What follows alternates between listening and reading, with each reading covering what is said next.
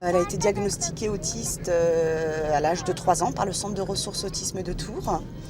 Donc à l'issue de la crèche collective, il a fallu trouver une solution en termes de scolarisation, ce qui n'a pas été simple puisque ce qu'on nous proposait c'était soit une scolarisation à temps très partiel ou alors d'être gardée par une assistante maternelle. On va faire du cinéma devant les caméras. Ça y est.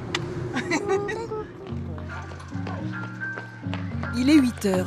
Comme tous les matins, la maman de Luna va déposer sa petite fille à l'école maternelle de Boigny-sur-Bionne.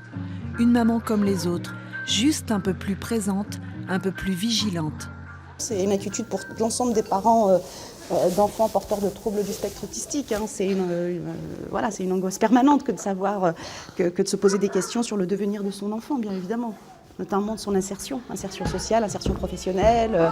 Ce qui compte, c'est qu'on avance. Et visiblement, on avance, en tout cas, Luna avance plutôt bien. Tu peux voir ? Oui, elle va travailler, maman. Luna est accueillie pour des activités périscolaires jusqu'à 8h30 avec les autres enfants de l'établissement. Mais pour elle, l'essentiel de la journée se passera dans la classe Plume, spécialement aménagée pour les enfants autistes. C'est chaud. Ce qui me touche, c'est leur manière différente de penser. Et ce qui m'intéresse particulièrement, c'est de réussir à comprendre leur mode de fonctionnement pour pouvoir réussir à l'adapter au monde qui nous entoure.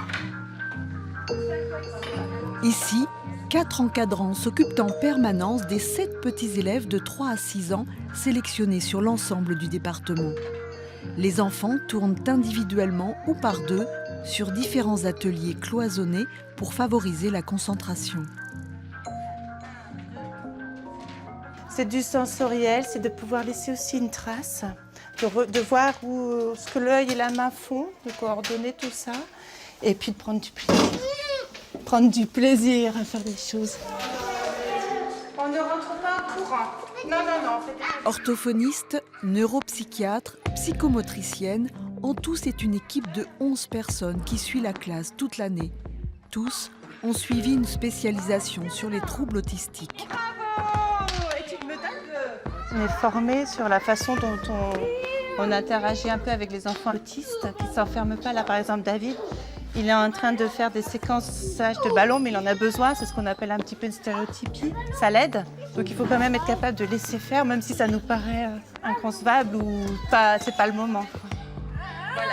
Essayer d'exiger d'eux des choses précises, tout en essayant de ne pas aller trop loin, parce qu'on peut très vite les mettre en échec. Et après, c'est compliqué pour revenir en arrière.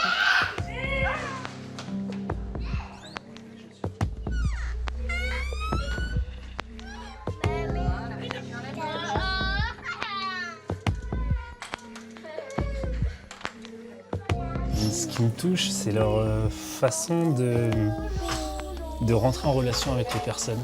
Voilà, cet aspect de créer un lien de confiance avant de vraiment rentrer en relation avec eux.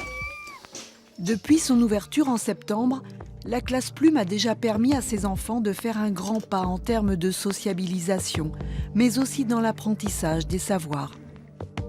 Là, par exemple, si je prends le cas de Mathilda, des activités comme ça où on pouvait vraiment se poser autour d'une table et que ça dure un peu plus de 5 minutes, c'était quasi impossible. Et là, des choses comme ça, on ne pouvait pas forcément le faire. Juste le fait de vous parler pendant qu'elle fait son activité, c'était quasi impossible, quoi. Chaque jour, les enfants de la classe Plume rejoignent d'autres classes pour une activité partagée. Le cours de chant pour Luna, qui adore la musique.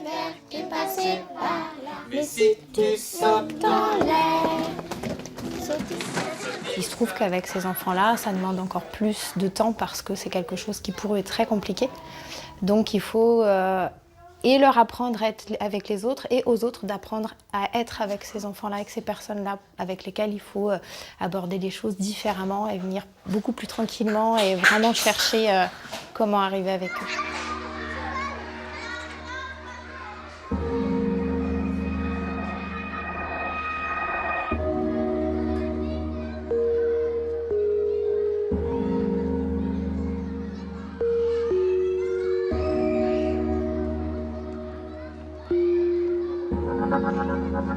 Les enfants nous donnent une belle leçon de tolérance. En effet, les enfants ont vraiment accueilli Luna avec beaucoup de gentillesse.